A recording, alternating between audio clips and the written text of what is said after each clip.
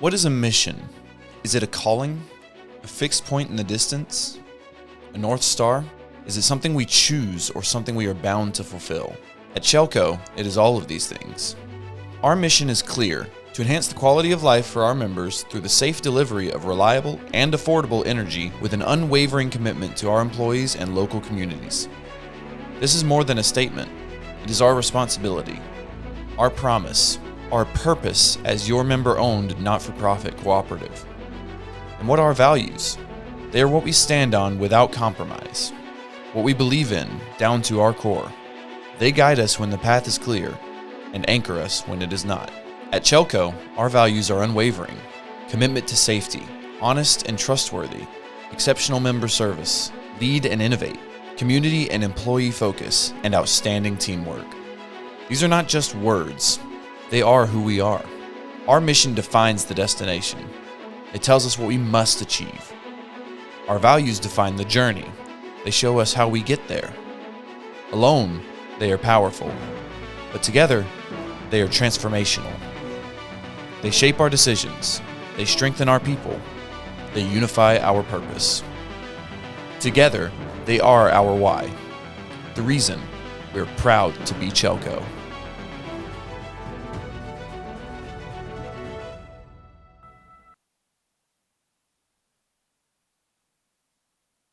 Good morning and welcome to CHELCO's 2026 annual meeting. I am Emily Cowan and I have the pleasure of serving as CHELCO's Senior Vice President of Member Services and External Affairs. Thank you all for being here with us today. I hope you had a great time and a chance to learn something at our Energy Expo. Now, to officially begin today's business meeting, please join me in welcoming CHELCO's Board Chairman, Gerald Edmondson.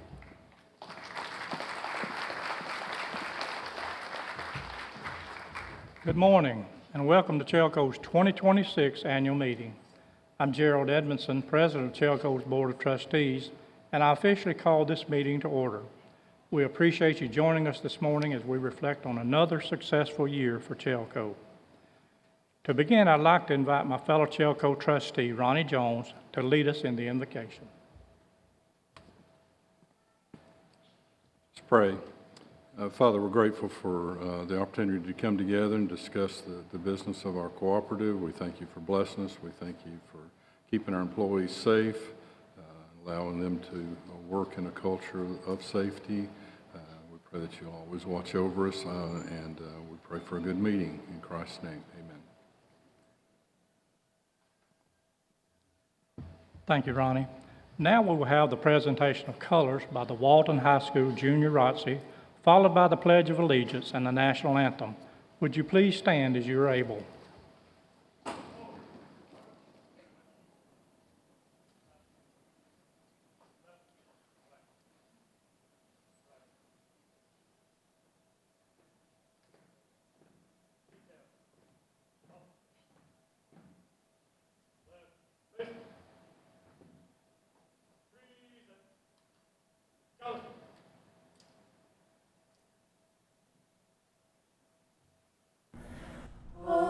Say, can you see by the dawn's early light what so proudly we hailed at the twilight's last gleaming, whose broad stripes and bright stars through the perilous fight o'er the ramparts we watched were so gallantly streaming, and the rocket's red glare, the bombs bursting in air, gave proof through the night that our flag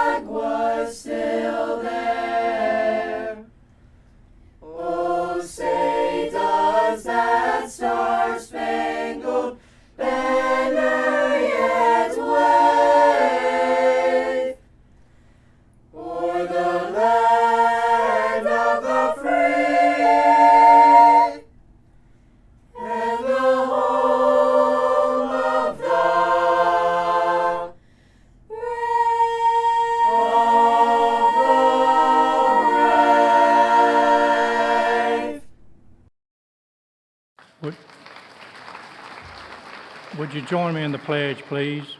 Attention, salute, pledge. I pledge allegiance to the flag of the United States of America and to the republic for which it stands, one nation, under God, indivisible, with liberty and justice for all.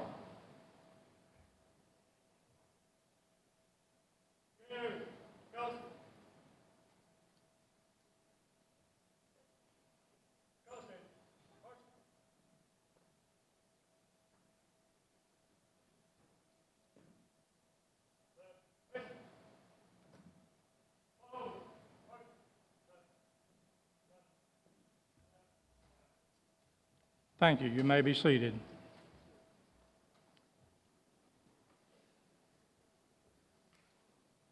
We're pleased to welcome several special guests to our annual meeting this morning.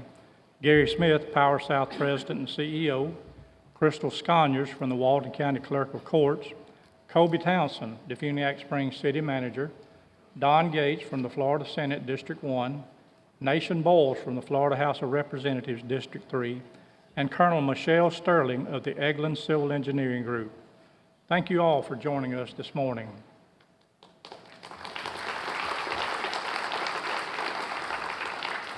I'd like to introduce your 2025 Board of Trustees.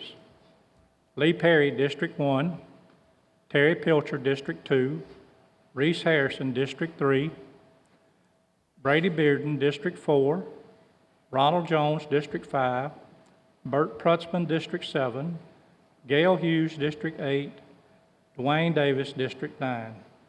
Thank you all for your dedicated service to our co-op. We're pleased to have our board attorney, Jeff McInnes, with us today.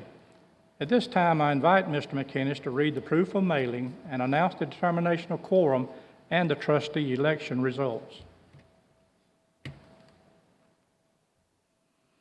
Good morning. My name is Jeff McInnes, and it's my pleasure to serve CHELCO as its board attorney. I'm happy to be here today to present you with the results of the Choctawhatchee Electric Cooperative 2026 election of trustees by mailed ballot. On March the 9th, 2026, 56,575 ballots were mailed to the active members of the cooperative. In accordance with Article 3, Section 5 of the cooperative's bylaws, survey and ballot systems counted all votes received at their office by 5 p.m. on April 13, 2026. A total of 4,693 ballots were received by that date. Therefore, the 1% quorum of 566 responses required by Article 3, Section 4 of the cooperative's bylaws was met. The results of the Board of Trustees election are as follows. For District 3, the winner was Tim Braddock. Following the election results, Mr. Braddock has resigned because he has moved outside of the CHELCO service territory. Therefore, pursuant to the bylaws, the Board of Trustees will vote to fill this vacant position. Ronald Ronnie Jones was the winner of District 5, and for District 8, the winner was Gail Hughes. Thank you.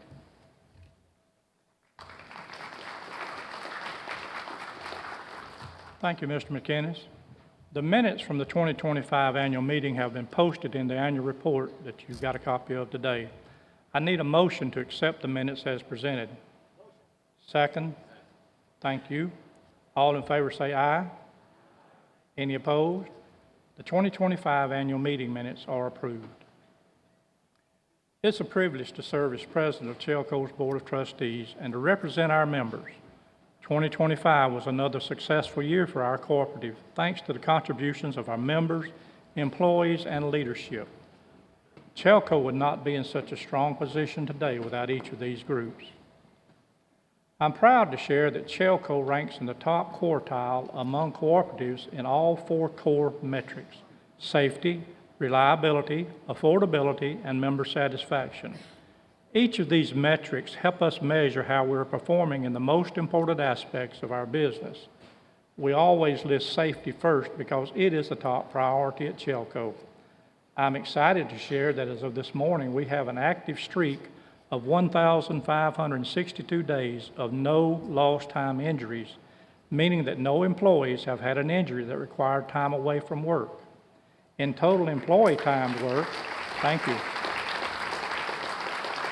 In total employee time worked, that translates to nearly 1.5 million hours, which is roughly the amount of time between the year 1855 and today. Kudos to our safety department, to our safety team, which is made up of representatives from various departments, and to all employees for contributing to the culture of safety at CHELCO every day. Here's a quick video highlighting those efforts. At CHELCO, safety is more than just a priority. It's the backbone of everything we do. It's a core value clearly defined in our mission to enhance the quality of life for our members through the safe delivery of reliable and affordable energy. We know of the inherent risk of electricity, but the risk of injury extends beyond our field crews. That is why at CHELCO, we committed to taking a proactive approach to safety for every employee. And it's because of that approach that as of April of 2026, CHELCO has achieved an incredible milestone, over 1,500 days without a lost time injury. This accomplishment reflects the collective responsibility to safety across all departments. Every role, whether in the field or the office, plays a vital part in maintaining our safe work environment.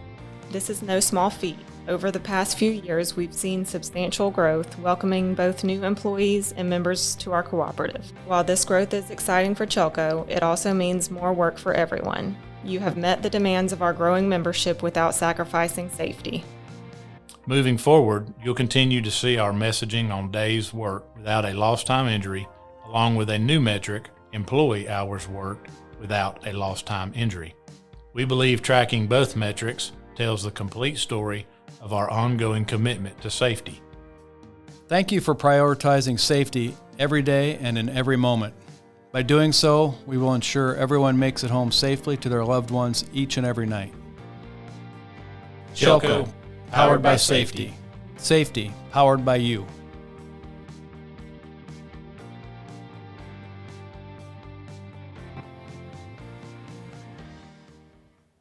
We are especially proud of our safety record given the rapid growth and increasing workload that CHELCO continues to experience. While last year's growth slowed somewhat from the record we experienced in 2024, we continue to grow at a rate of around 4%, roughly 5 times higher than the national average for electric co-ops. With the many new homes and businesses coming to our communities, we anticipate this growth may continue for the foreseeable future. Many of you probably saw evidence of this growth on your way into the meeting this morning. New homes, apartment buildings, and businesses under construction. It's no secret that our area is expanding every day, and with the increasing workload in the surrounding communities, we will soon be opening our new Freeport campus on West Bay Loop. As we move out of City Hall, this location will serve as a new member service center in Freeport. In addition to member services, this location will house linemen, engineers, and other teams. This will improve efficiency and responsiveness throughout Freeport, South Walton, and surrounding communities. And we are on the track for a grand opening this summer. In addition to providing safe, reliable, and affordable electricity to a growing membership, CHELCO remains deeply rooted in our local communities. 2025 was another excellent year for our charitable and outreach efforts, thanks to the compassion and generosity of our members and employees. Last year, we hosted 2 member appreciation events, one at a Crestview High School softball game and another at a Walton High School football game. We enjoyed partnering with these schools to invite CHELCO members to attend free of charge and to support both schools with a donation. On that note, we will be hosting our first member appreciation event of the year this Monday evening at a Paxton softball game, and we look forward to announcing our fall destination in the coming months. Our most impactful community initiative continues to be our member-funded Operation Roundup. Operation Roundup continues to grow, and we are thankful for those who participate. By rounding their bills to the next dollar, more than 30,000 members made it possible for us to award $154,000 in grants to 52 different nonprofit organizations serving needs in our service area. Since the program's inception, we have awarded nearly $600,000 in grants to organizations that make a meaningful impact in our community. On behalf of all the organizations that received grants in 2025, thank you to our participating members. Your generosity makes stories like these possible. I'm also excited to share that our Drebbing Fund made a tremendous impact in its second full year. For those unfamiliar, in 2021, CHELCO member Mario Drebbing passed away, leaving the co-op $1.9 million with the generous request to help those in need. With the approval of our Board of Trustees, CHELCO invested these funds to generate annual earnings, approximately $90,000 in 2025, which are now distributed to community programs throughout a partnership with United Way, Emerald Coast. In 2025, $67,500 was awarded to nonprofit organizations supporting critical needs within our service territory, while approximately $22,500 was allocated for utility assistance through Sharing and Caring of South Walden and the Salvation Army. We are incredibly grateful for Ms. Drebbing's generosity, which will continue to benefit our community for generations to come.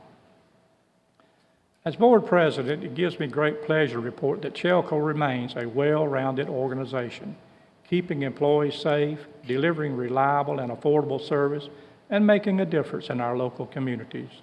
To highlight that difference, we have prepared a video about the impact that you have made possible, followed by a report from our board treasurer, Gail Hughes. You know, we rely heavily on our community partnerships and relationships. We can't do this without the support of our community partners and our faith-based community. When we say proud to be CHELCO, it means something. It means we are proud to work here, proud to be part of this exceptional team, and proud of everything we accomplish together. It also means that we are proud to be difference makers. As a cooperative, it's woven into who we are. We genuinely care about the communities that we serve, doing our very best to be a living example of the 7th cooperative principle, concern for community. Thanks to the dedication of our employees and the generosity of our members, we continue to make real and lasting impact across our service territory. Each year, we report on the local money that flows through CHELCO to the local nonprofit organizations. Every year, that number grows. 2025 was no different. Through November, our total impact this year is $290,000. Let's hear from some wonderful organizations that we've partnered with to make a difference in our community.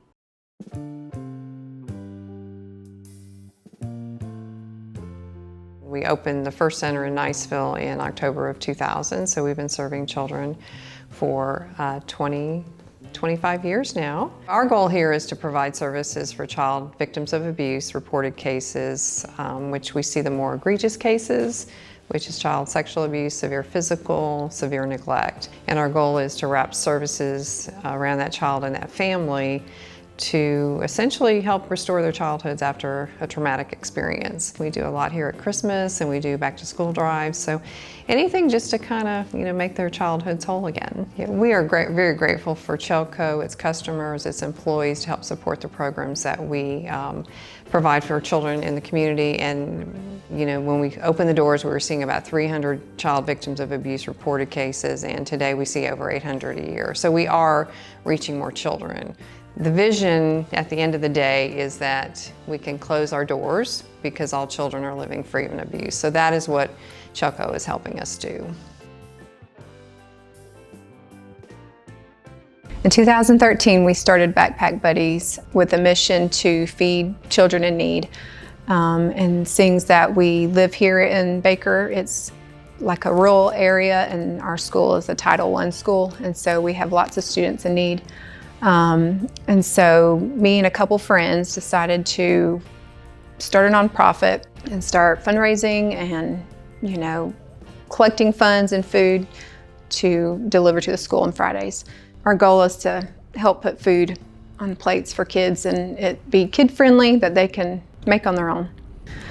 With the Operation Roundup grant, we use it to purchase the food for our Thanksgiving and Christmas food boxes. And so when kids are out of school, of course, they're not getting their breakfast and lunch at school, and then they're not getting their weekend food bag.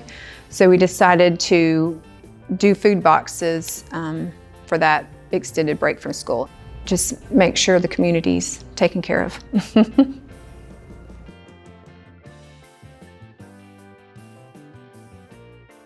So the Matrix began in 2011, and the goal was just to be a a centralized location where people could come from for all types of needs. Of course, it has expanded beyond anything we could ever imagine. Back in, I think it was like 2012, when we decided that we were going to do an Angel Tree program, it blew up more than anything we could have ever imagined. And thankfully, there was no place in Defuniak that would house something like that. And so CHELCO immediately stepped up to the plate and said, absolutely, you can use the facility.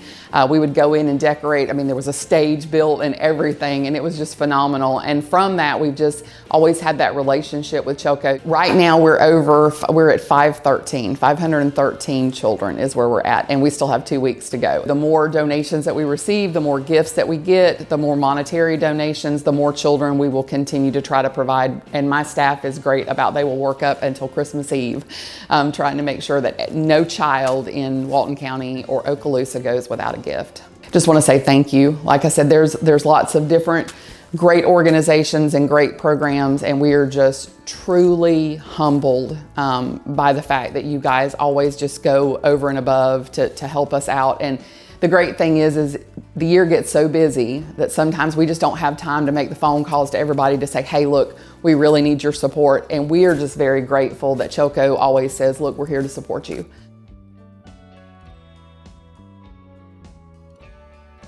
So this actually started from a grassroots group of people that were here back in 2004 when Florida privatized child welfare. And they built the shelter and one foster home as the first buildings here back in 2007. This is one of 7 nationally, this neighborhood concept. The other organizations that are in the country don't have what we have in its totality.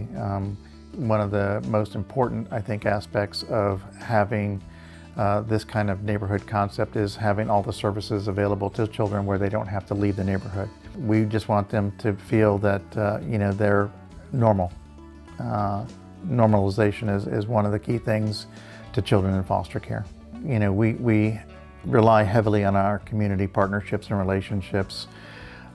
We can't do this without the support of our community partners and our faith-based community. The monies that we receive from organizations like CHELCO go directly to support the operations of this organization. I would just say in general to CHELCO and the staff is that we appreciate the opportunity to apply for these kinds of funds, and we were very blessed to receive these funds this past year. But also, your other fundraising commitments that you've been able to do in support of our organization. Your golf tournament that you guys did raised money for our organization. So not only have you provided us the opportunity through Operation Roundup, but also through your golf tournament and other fundraising activities that you've chosen Children in Crisis. But everything that CHELCO does to support us is very much appreciated by the staff and the board members of our organization.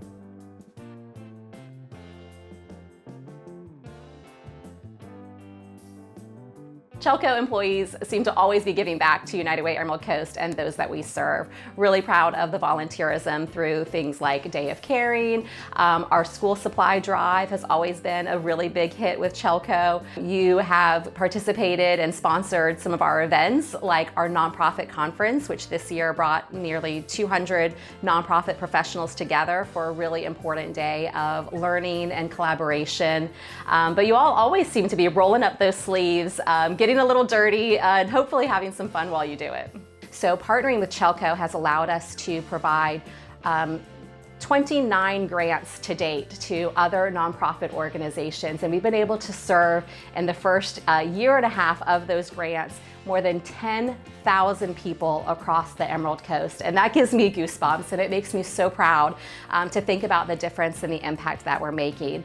10,000 people is a lot of people who are living healthier, more stable, stronger lives because of CHELCO, because of Mrs. Drebbing, and being able to honor her legacy is just beyond words. I'm speechless, which very, very, very rarely happens. Today, I hope you'll take a moment to be proud. There are many needs in our local communities, but because of you, we are making a difference in countless lives. To that, I simply say thank you, and we all should be incredibly proud to be CHELCO.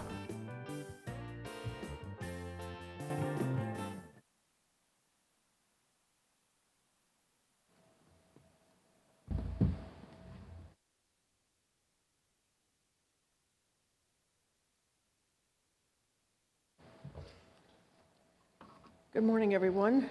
My name is Gail Hughes, and I'm a member of the CHELCO Board of Trustees and also the Secretary-Treasurer of your cooperative. My job here this morning is to give you a brief update on CHELCO's financial position. You'll find a lot of information if you turn to your annual report. If you'd like to follow along, there's a lot of information in the back. A major responsibility of the Board of Trustees is to ensure that the financial statements you see in this report are correct. To do this, the board retained the accounting firm of Jackson Thornton from Montgomery, Alabama, to audit our financial statements. This audit was completed about 3 weeks ago, and I'm pleased to report that CHELCO received an unqualified opinion, which is the highest rating you can get. Unqualified means that the auditors found no problems with our financials and that the information you see is in fact correct. Right now, I'd like to share some information that I found interesting. Did you know that in the United States, there are over 900 electric cooperatives? Some have as few as 2,000 members. Some have as many as 300,000 members. CHELCO sort of falls in the middle of these in terms of size. Yet in terms of growth, we rank number 12 in the United States. CHELCO has grown between 4% and 5% each year since 2020. That essentially means that 1 of 4 of you are new CHELCO members. This rapid growth has presented many challenges for management as supply chain problems persist and costs have drastically increased. Yet it remains CHELCO's mission to provide safe and reliable electric service to all who request it. During 2025, we added 2,997 new members and now serve over 73,000 meters.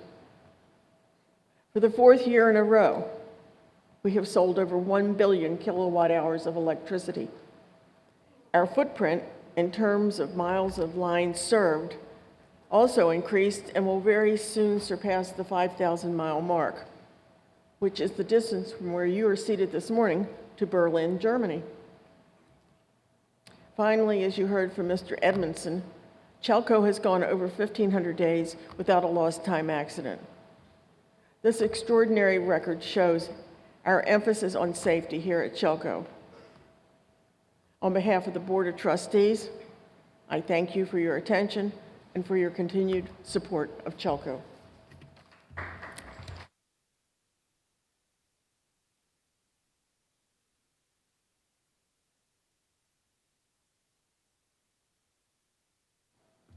Thank you, Gail, and thank you to our entire Board of Trustees for your leadership in 2025. I'd also like to recognize our senior staff, leadership team, and all the CHELCO employees for their dedication to serving members every day. Now I'd like to introduce CHELCO CEO Steve Rhodes. Steve has been with CHELCO since 2013, and under his leadership, our cooperative has steadily improved in all areas of service while maintaining our local roots and community-focused values we've had for more than 85 years. I enjoy working with Steve to make the best decisions for our members, and CHELCO's future is bright because of the dedication of Steve, the executive staff, and all CHELCO employees. Please join me in welcoming Steve Rhodes. Thank you, Gerald. Thank you, Gerald. Good morning, everyone. Have a good day. Some people get breakfast? Good, I'm glad. It is a nice day out there. It's a bit cloudy, but that's okay. We don't need that sun beating down on us. There's a lot of places you could have been this morning, but you chose to be here, and we do appreciate that. Before I go any farther, I want to congratulate Ronnie Jones and Gail Hughes for winning their respective trustee elections, and being reelected to the board. I look forward to the next few years of working with them. I also want to thank employees. You probably realize it, but if you don't, there's a lot of work that goes into this meeting every year. And from the breakfast I just spoke about a moment ago, to all the booths outside, to everything you see up here, the videos that are done for this meeting, there's a lot of work that goes into that, and the employees do all of that, of course, and I just think they do a great job. And would you give them a hand?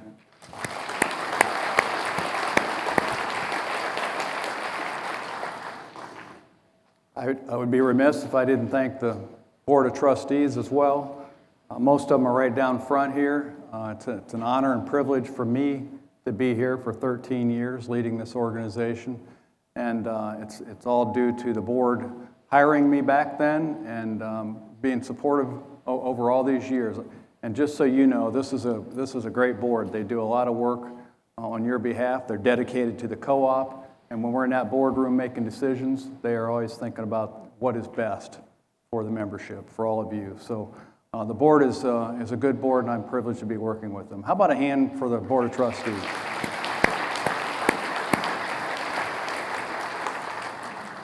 Okay, safety. I want to talk about that again. You saw the video, and you heard your board president talking about it earlier, and I think it deserves to be discussed again, just briefly. The 1,500 days without a lost time injury is just outstanding, actually. It's over 4 years. And when you turn that into employee hours, we have about 180 employees times that 1,500 days. Then you're up to 1.5 million employee hours. And as Gerald talked about earlier, when you take that and you take those 1.5 million hours and you stretch those end to end, it goes back to 1855. When they told me that earlier this week, somebody had done that. I couldn't help it. I did the math. And sure enough, it worked out. I imagine some of you probably thought the same thing. Really? 1855? That's a long time ago. But it just points to the excellence of that program, of us not having any lost time injuries. And of course, we're proud of the fact that we have those numbers. But most importantly, for me as CEO, I'm responsible for employee safety, and I want everybody to go home every night the same way they came to work. And of course, that's what the end result is of the numbers that we talked about today, and we're proud of those numbers. Okay, I'm gonna go into a few survey questions here, like I do every year. Before we move on to I got a special guest for you today.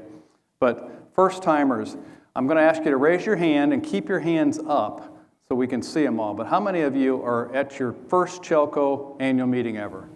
Raise your hands. Pretty good number. Okay, hands down. How about, I'm just going to pick a number. How many of you have been to 20 CHELCO annual meetings over the years? Raise your hands. Okay, that's good. Now, I know there's a lot of young people in the room because we have a scholarship contest later on where we're going to have a drawing for scholarships. So I know there's a lot of students in here, and with the students came families. So all of you students and families, would you please raise your hands? Quite a few of you in here. If I were you, I'd come too because it's a nice opportunity to grab a nice scholarship. Okay, let's move on then. Got a special treat for you this morning. Gary Smith, you may have seen us. We got up and walked back here a few minutes ago. Gary Smith is the CEO of Power South, and Power South is our wholesale power supplier. You don't hear much about them because they're kind of behind the scenes, but they deliver the wholesale power to us. And Gary is retiring June 1st of this year, so just a month and a half to go, and he's got 26 years at Power South as the CEO. So I thought it'd be really interesting to have him come and sit down with us today. I'm going to ask him a few questions and have him reflect back on his career and what he sees coming down the road. So I think that you'll enjoy that discussion. That's what these chairs are out here for this morning. But before we do that, I would ask you to turn your attention to the big screen for a video on industry trends just to kind of get you in the mood for this conversation. And then that's going to be followed by another short video on introduction for Gary. So, to the big screen. Data centers are springing up everywhere. To me, it feels like the Wild Wild West. They already devour massive amounts of energy. And now that AI is part of the equation, their power consumption is skyrocketing. By 2028, we are expecting to double or possibly even triple the amount of energy that's going towards data centers. AI is expected to increase our data usage and our need for data centers exponentially. Between now and 2030, the giants of AI, like OpenAI, Google, Microsoft, Amazon, and Meta, aim to more than double the computing power dedicated to growing and operating their non-human minds. They currently use about 40 gigawatts of power, enough for 30 million homes.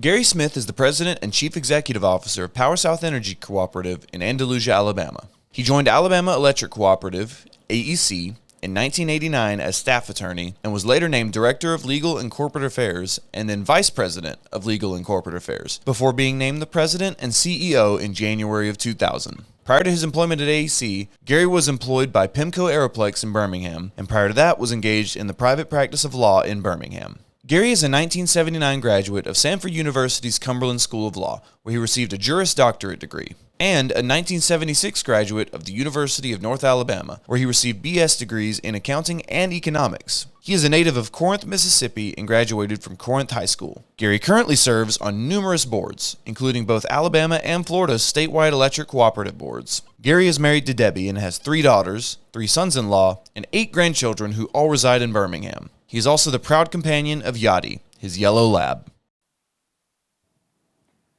Ladies and gentlemen, would you please welcome Gary Smith? Hey, Gary. Thank you, Steve. Thank you. Where did y'all find my high school graduation picture you put up there? You like that? I like that. I wish I still looked like that. Well, Don't welcome. we all, though? Welcome. We're glad you're here, Gary. There's one thing that was not in your bio that I know about you, and that's that you're an Alabama football fan. Any Alabama fans in here? Tide. That's it? That's it. Well, I started at Ole Miss as a freshman to play baseball and found out pretty quickly I wasn't good enough for the SEC, so they shipped me back to Division II. So I grew up an Ole Miss fan, so hotty-toddy, Ole Miss fans out there too. So. Okay, let's dive into it if we can. You've been the CEO of Power South for 26 years, as I mentioned earlier. What's been a few of the biggest issues and challenges that you've faced over the years at Power South? Well, it's a good question. Can I go a different way before I answer it, though? Sure. So I'm a little unorthodox, so y'all just have to put up with that. So perspectives are different from what we do to what you get. Our friends, your members out here, your perspective about electricity, number one, is primarily focused on cost. What does it cost me? That's what I hear from my friends. It's what it costs until the lights go out, and then you're really worried about reliability. When the light's coming back on, that becomes primary. Willing to pay anything when they're off, and then not so much when they're back on.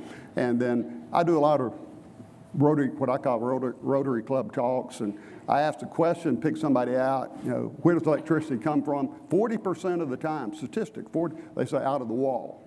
So how do you get in the wall? I had one in Monroe, Alabama say they put it in there when we built the house.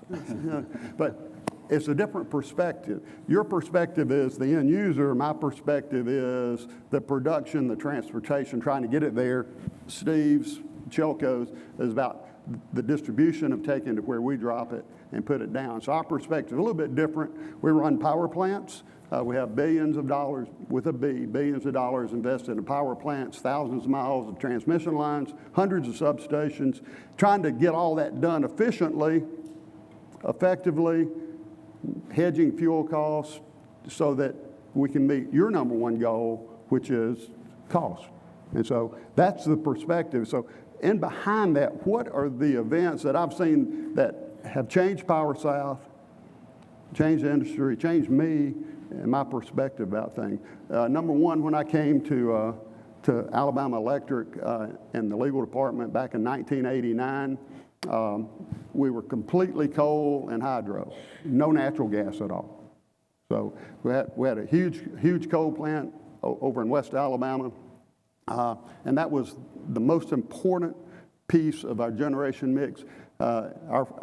Our risk management plan in 2001 said, what's the biggest risk? Losing Lowman coal plant. What's the cost? Bankruptcy.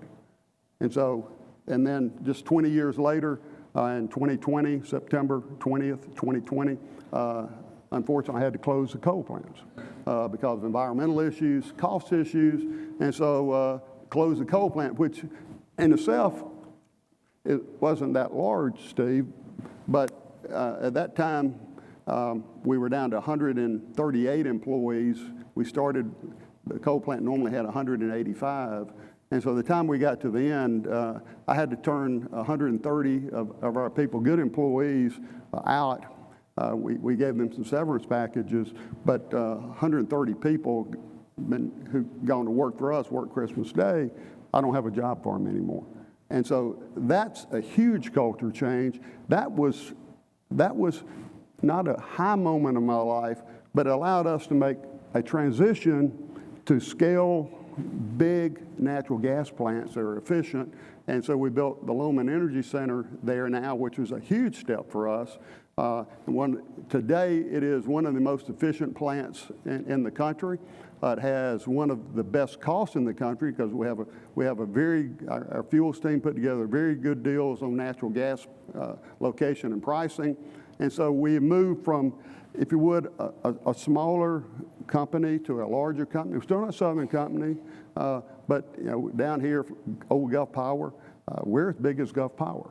And so that was a remarkable change for us. So closed coal, moved there.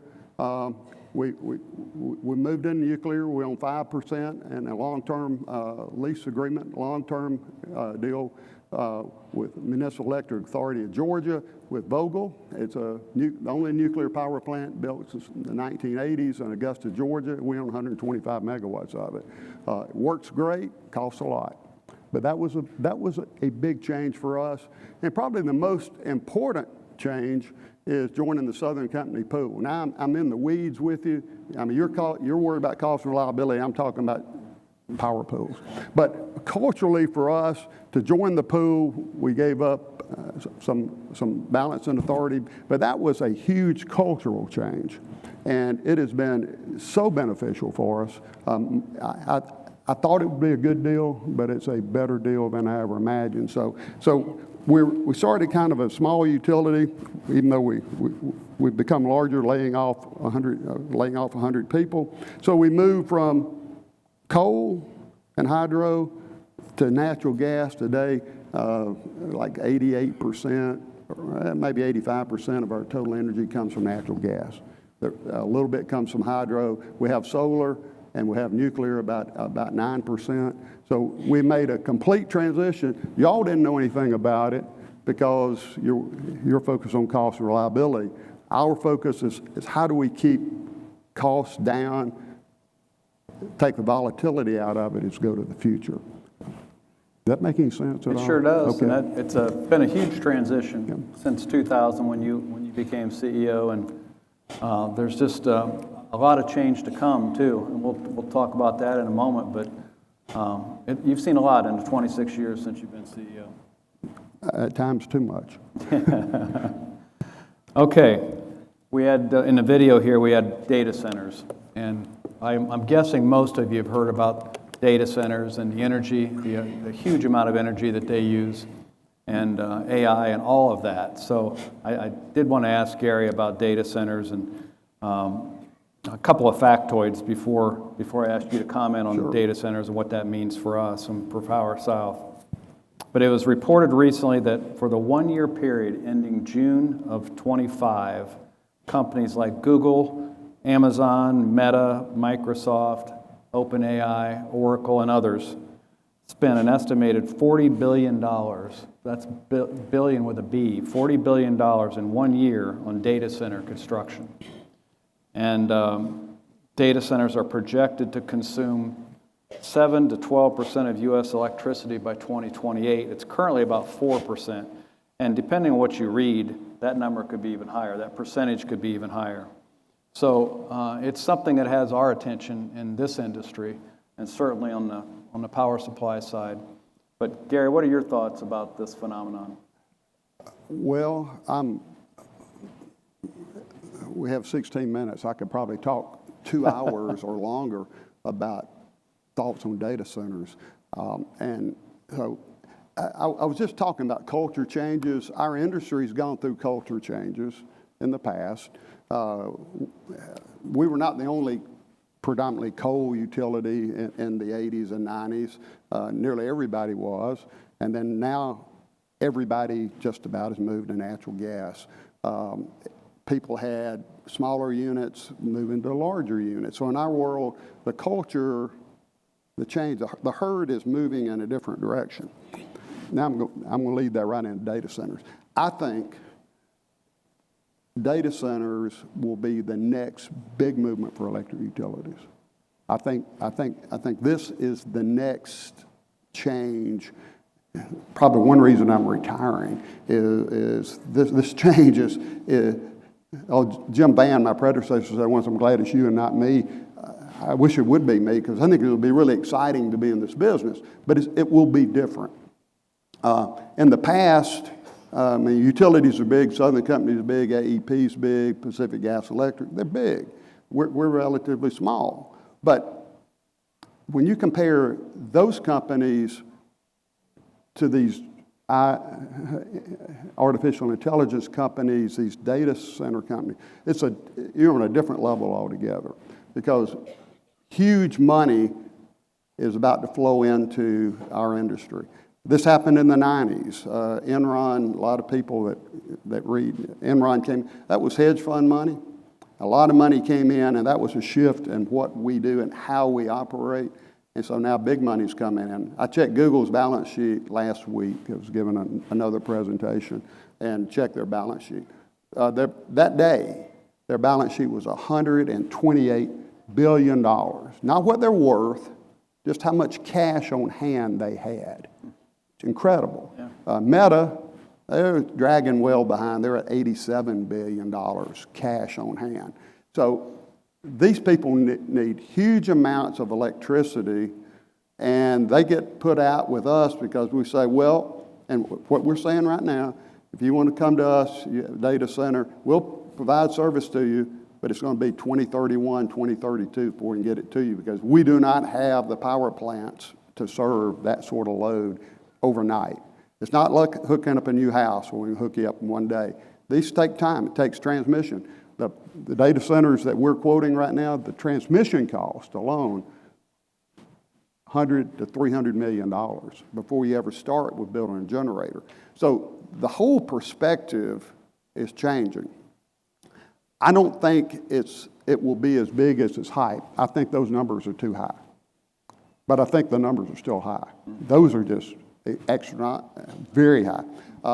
Because what we're seeing is, occasionally you talk to hyperscalers, Meta, Google, Microsoft, the big 5 or 6. But most of the people we talk to, we don't know who they are. They're developers.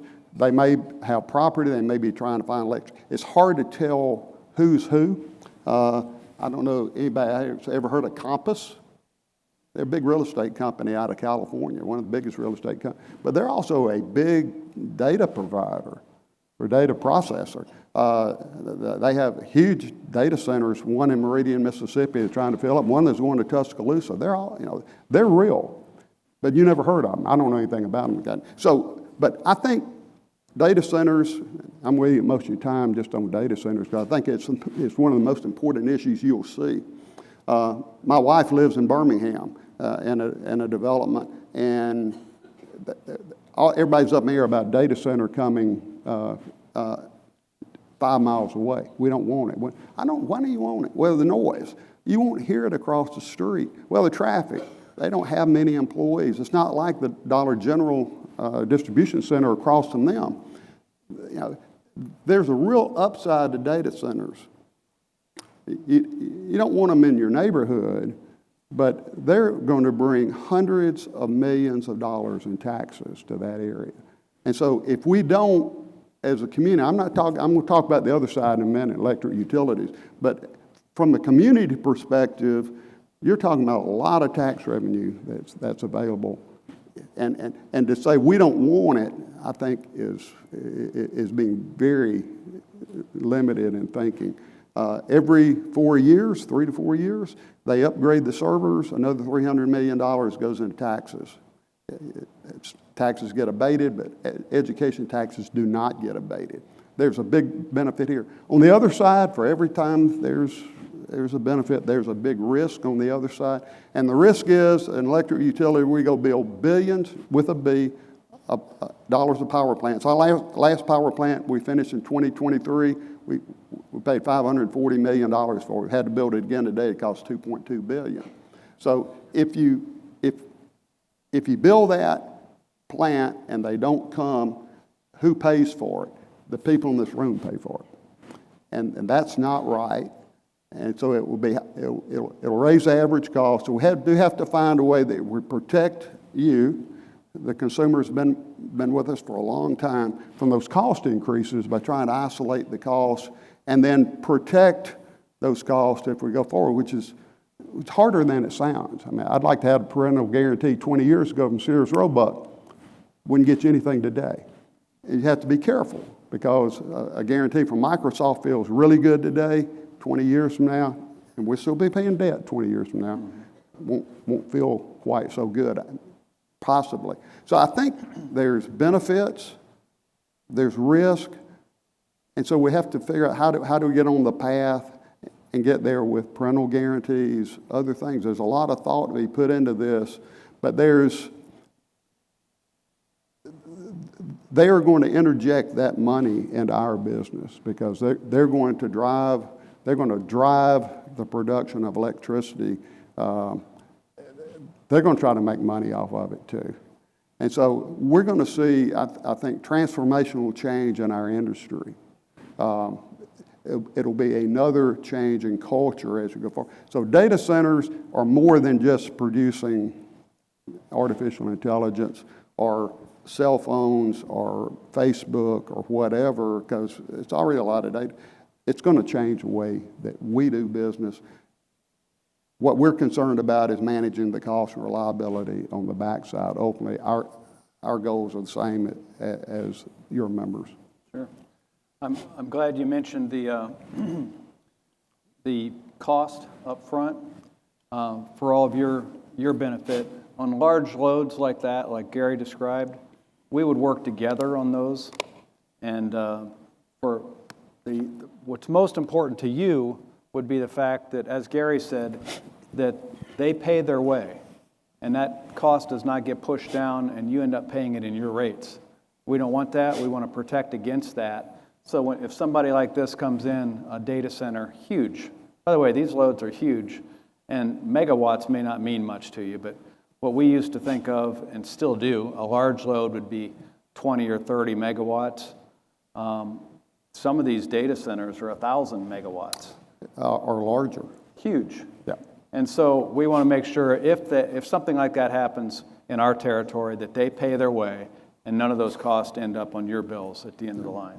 So, yeah, a little perspective, a megawatt, which I'm willing to bet 1% of the people here, no more than 1%, understand what a megawatt is. This megawatt is about the amount, it's a one-time high water mark of use, about the size of a Walmart. The Walmarts that our members serve are about 1 megawatt. So our total peak, which we hit at February 1st of this year, was 2,831 megawatts. So it's 2,800 Walmarts, kind of, if you measure in Walmarts. And so data centers, we're talking to some that want 1,200. Our peak's 28, 85 years to get there, and then one customer comes in one day, I want 40% of what your peak is. Meta, Facebook, is building in Montgomery, served by Alabama Power, thank goodness. The transmission costs on that are over $500 million. 1,700 megawatts is where they're headed. It will take a decade, 15 years to get there, but they're doing it 200 megawatts at a time. They're up to 400 now. But I mean, we're talking about huge loads that change the face of what we do, how we do it. Well, it's interesting. So when everybody's using AI probably in one form or another, even if it's just to write an email or something for you. But there's a lot going on behind that AI and the data centers, and that's what we're talking about here. And how we go forward from this point is going to be important. And Power South and CHELCO, we're working on those large issues like that together. Even an old man like me use. My best friend's Chat GPT. He's about cured. I mean, he's told me what went wrong with sinus surgeries, but he hasn't given me the solution to it yet. Well, our time's getting short. I had a couple more questions, Sure. but I guess I'll skip to this question is, besides data centers, when you look into your crystal ball, Gary, over the next 5 or 10 years, is there anything else that you see in the industry that's coming at us? Good question. Yes, but I don't know what it is. How about that? So we've seen remarkable changes. We're going to see more remarkable changes. I mean, people are working right now, a lot of all that money, Google, they're working on cold fusion. Nuclear power is where you break the atom apart. He's not smart enough to split the atom, so you're splitting it. It causes heat. Cold fusion is where you fuse the material together, and it doesn't have the radiation. It doesn't have the danger that nuclear power has. People are working on that. They've been doing it. It goes and comes. It's kind of like the fuel cell. We're with the 50th anniversary of 5 years from getting this done. But I think over the next decade there will be something that happens in that area. I don't know what it will be. I don't know how much it'll cost. But I think we'll see something there. I think you'll see a nuclear renaissance. I think the SMRs, they're really expensive, small modular reactors, not the big reactors like we've invested in, the small ones. I think there will be a breakthrough there too, Steve. Right now, I mean, TVA is headed that way. The cost is higher than Vogtle, which is way too high for me. But at the same time, I think you'll get the cost down. It's going to take a while. I think you see that. I don't see distributed generation that people talk about where you have it in your house for a number of decades. Back to the Future sort of stuff where I put my banana peels in my garbage and I get electricity out. I think I'm not saying we don't get there, but I think it's a little longer, a good bit longer to get there. This, by the way, none of this is harder than it appears. It's pretty complex. And so there's a lot of mix, but I think we'll see in the next decade a lot of changes. I think you'll see a lot of changes in our part of the woods. TVA's in real trouble, and I think you're going to see a lot of just restructuring of the industry. And that money that we talk about is going to find our industry again and change things. There's a lot to come. There's a lot to come. You talked about my retirement. You have to stop at some point.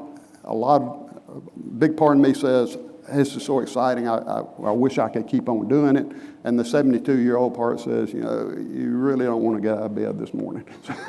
But I'm going to miss it a lot. But maybe I'll find something else to keep my hands busy too. Absolutely. I was just going to close with that, Gary. I was going to give you the opportunity for any closing comments, any thoughts you have as you approach retirement on your career or what's next? Well, it's been a really good ride. CHELCO's been a big part of my ride. I look to your board. Some of them are on my board. I've been friends with most of them for a long time. Business, life, family, it's about relationships. And this business and the cooperative structure has allowed me to build so many relationships, or have relationships built with me. And the people are special, because we're not trying to make money. We're not trying, I mean, we're all, I make a good salary, but I don't have any stock. We're not stock held. So it's not a matter of trying like my friend Jeff Peoples at Alabama Power. He needs 8% growth in their stock value year over year. That's hard to do. We don't have that. Our model is a lot purer. It's just we need to charge rates to pay the bills. We need to work hard to keep the bills reasonable. We have a really good structure, and it's been so refreshing to me to move out of the for-profit structure into the not-for-profit structure, and then see people, see areas like CHELCO. Y'all have grown so much, and you provided people with a much better lifestyle than they would have otherwise. And I think that's what's been so redeeming about what we do. And it's not me, it's what we do to do it. And I'm proud of what we built at Power South. I think we built a great company. I'll finish. I see I'm now under 1 minute. Told Carl Raymond at AREA last week, sit down, I'm not finished yet. I don't turn the clock off. I'm going to finish with y'all because there's prizes, I understand, and I don't want to stand in the way of that. So we all have good days. I've talked about the good days, coordinated planning agreement, which I didn't really touch on much, but that was an idea that we had in 2007. It took us more than 10 years to implement it and get it put in place. But you have bad days too. And you showed a safety video, and and those are good. If I cry, I'll tell you why in a minute. But you have bad days. My worst day of work career was in January of 2000. We had doing hotline switching, changing the switch out just east of Andalusia. We had our best crews out there, and what I found out is I had not provided enough information about how electricity works and the danger of electricity to our young linemen. And we had a terrible accident. Today, Michael Murphy works in our buildings and grounds. If you're at Power South and you see a man that has 2 claws, 2 hooks, he lost his left arm above his elbow and his right arm right at his forearm. Best attitude in the world, 44 years old today. Breaks my heart when I look at Michael. Another young man lost his right hand because he lost both hands if he had it on the cutter, but his right hand on the cutter. Heath Williamson. So, those are the kind of things. CHELCO has people. We have people that are taking those kind of risks for your cost and reliability.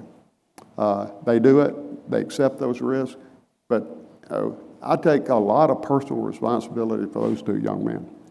And your safety record, by the way, is more than remarkable. If you just take how many miles you drive, our people drive 3 million miles a year. And we've gone 2 consecutive years out of lost time accidents, best we've done. But your record's great. I would encourage you and CHELCO, first congratulate you for a great record, but that's number 1. Safety has to be number 1 every day out there. Go home the same way you came to work, everything will be better. I always sign off by saying, it's been a great ride, with you, Steve, your board. I'm going to miss it, but y'all have a wonderful future in front of you, and I'm going to be sitting out there somewhere, probably just west of here a little bit, but I'll be sitting there watching y'all do great things. So I appreciate the opportunity today, appreciate your friendship. Thank y'all for all you do. Well, I appreciate you being here. Thank you.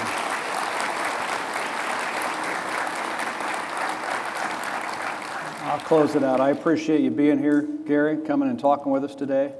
Over the 13 years I've been here, I've really appreciated working with you as a colleague. We've become friends over that period of time.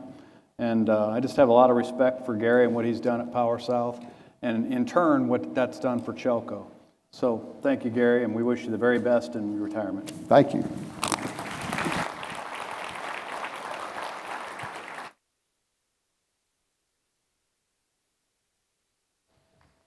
Okay, thank you, Steve and Gary, for that excellent update. And Gary, we want to wish you all the best in your retirement. At this time, I'll ask for any new business. Hearing none. Any old business? Hearing none. With that, we will adjourn the business portion of today's meeting.